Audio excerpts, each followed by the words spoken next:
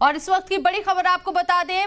Jalna Maratha reservation की मांग कर रहे एहतजाजियों पर हुए लाठीचार्ज को लेकर सियासी पारा बढ़ गया है। आज एमएनएस और महाराष्ट्र कांग्रेस के लीडर एहतजाजियों से मिलने जालना जाएंगे। एमएनएस से लीडर बाला नांदगावकर सुबह 9 बजे और महाराष्ट्र कांग्रेस के रियासती सदर नाना पटोले दोपहर 3 बजे के बाद एहतजाजियों से मुलाकात करते हुए नजर आएंगे। महाराष्ट्र कांग्रेस के ही लीडर विजय वडेट्टीवार शाम 5 बजे एहतजाजियों से मिलेंगे। आपको बता दें कि कल एनसीपी चीफ शरद पवार और उद्धव ठाकरे ने कल रिजर्वेशन की मांग कर रहे एहतजाजियों से मुलाकात की है और एक बार फिर से रियासत के अंदर अब मराठा रिजर्वेशन का मुद्दा गरमाने लगा है। जालना में हुए एहतजाजियों के ऊपर लाठीचार्ज के बाद से तमाम अपोजिशन लीडर सरगर्म हो गए हैं और मिलकर मौजूदा सरकार के खिलाफ मोर्चा खोलते हुए नजर आ रही हैं। कल जिस तरीके से एनसीपी चीफ शरद पवार और उद्धव ठाकरे ने मुलाकात की थी एहतजाजियों से यहां पहुंचकर, और आज जो है कांग्रेस के रियासती सदर नाना पटोले भी मुलाकात करने के लिए पहुंच रही हैं। और नीलेश शुक्ला हमारे साथ मुंबई से लाइव मौजूद है, उनका रुख करते हैं। नीलेश, मराठा रिजर्वेशन कितनी सरगर्मियां बढ़ाने वाला है महाराष्ट्र के अंदर, और जिस तरीके से जो सियासी लीडर हैं वो इन लोगों से मिलने का रुख कर रही है, कितनी सरगर्मियां तेज? जी बिल्कुल, सबसे पहले तो ये समझने की ज़रूरत है कि मराठा आरक्षण कोई नई बात नहीं है। बीते कई दशकों से इसकी मांग उठाई जा रही है और लगातार जो राजनीतिक दल हैं इसके समर्थन में हमें नज़र आते रहे हैं। अब ये इतना इम्पोर्टेंट क्यों हो जाता है ये भी समझने की ज़रूरत है, क्योंकि महाराष्ट्र में 30% से ज़्यादा जो आबादी है वो मराठाओं की रही है और अगर इतिहास की बात करें तो इतिहास में भी उनका एक बेहद दबदबा जो है वो देखने मिलता रहा है, चाहे वो वॉरियर के रूप में रहे हों या फिर अन्य किसान या कृषि क्षेत्र को लेकर रहा हो, वहाँ भी उनका योगदान हमें देखने मिला है। अब महाराष्ट्र राजनीति में 1980 से लगातार महाराष्ट्र आरक्षण की मांग उठती रही है। कई सारे जो राजनेता हैं वो इस समाज से आते हैं, चाहे वो राज्य के पहले मुख्यमंत्री हों या मौजूदा मुख्यमंत्री एकनाथ शिंदे हों, दोनों ही मराठा समाज से आते हैं। ऐसे में इसकी जो अहमियत है बेहद ज़्यादा बढ़ जाती है। हालांकि बीते दिनों जो तस्वीर हमें देखने मिली थी वो बेहद ज़्यादा चिंताजनक हो गई थी जब पुलिस द्वारा लाठीचार्ज किया गया था और उसके बाद महाराष्ट्र के कई ज़िलों में इसका प्रभाव देखने मिला और आज मुंबई में भी कई सारे जो विरोध प्रदर्शन हैं अलग अलग इलाकों में वो आयोजित किए गए हैं। कल हमने देखा कि कैसे इस मुद्दे को लेकर शरद पवार हों या उद्धव ठाकरे हों, जो कि विपक्षी दल के बड़े चेहरे हैं, वो राज्य सरकार को घेरने के लिए जालना पहुंचे थे।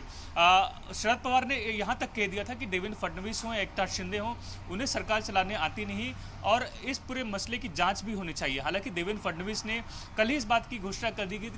थी कि इसको लेकर जांच की जाएगी, लेकिन बैठे बिठाए कहीं ना कहीं जो विपक्षी दल हैं उन्हें सरकार के खिलाफ एक बड़ा मुद्दा मिल गया है। शरद पवार ने यहाँ तक टिप्पणी कर दी कि पुलिस द्वारा जो लाठीचार्ज हुआ है वो मुंबई से आदेश मिलने के बाद किया है, यानी कि साफ तौर पर उप मुख्यमंत्री और मुख्यमंत्री के ऊपर उनका जो निशाना है वो हमें देखने मिला था। आज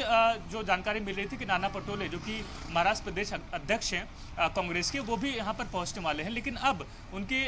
प्लान में कुछ तब्दीली आई है, वो आज नहीं पहुँचने वाले हैं। लेकिन विरोधी दल जो नेता हैं विजय वडेट्टीवार, वो भी कांग्रेस से आते हैं, वो आज जालना पहुंचेंगे और उन प्रदर्शनकारियों से मुलाकात करेंगे जो बीते कई दिनों से भूख हड़ताल पर बैठे हुए हैं और एक तरीके से आमरण अनशन की घोषणा तक कर चुके हैं कि जब तक उन्हें आरक्षण नहीं दिया जाता, जो उनकी लगातार बीते कई दशकों से मांग है, तब तक उनका जो विरोध प्रदर्शन है इसी प्रकार चलता रहेगा। लेकिन आने वाले दिनों में ये मुद्दा राज्य सरकार के लिए गले की हड्डी जरूर साबित हो सकता है। अगर देखा जाए तो उद्धव सरकार उस वक्त की जब उद्धव सरकार हुआ करती थी और मौजूदा सरकार हमेशा मराठा रिजर्वेशन की बात करती रही है, लेकिन कोर्ट से जिस तरीके से बार बार स्टे लगता रहा है और एक बैरियर लग गया है कि रिजर्वेशन की जो सीमा है उससे ऊपर जा रहा है, यानी कि 52% रिजर्वेशन है जबकि 50% से ऊपर नहीं जा सकते। ये एक दाव फंस सकता है या फिर मौजूदा सरकार एकनाथ शिंदे सरकार कैसे यहाँ पर मराठा रिजर्वेशन को लेकर इन लोगों को कन्वे कर पाएगी अपनी बात?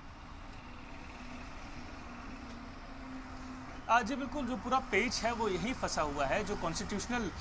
रेमेडीज़ हैं उसको तलाशा जा रहा है, क्योंकि 2018 में ही आरक्षण का मुद्दा जो है वो काफ़ी हद तक सक्सेस हो गया था, यहाँ तक कि हाईकोर्ट द्वारा भी इसे पारित कर दिया गया था। हालांकि 16% से इसे घटाकर 12 और 13% तक कर दिया गया था, लेकिन मामला जाकर सुप्रीम कोर्ट में फंस गया, जहाँ पर ये स्टे लगाया गया कि अगर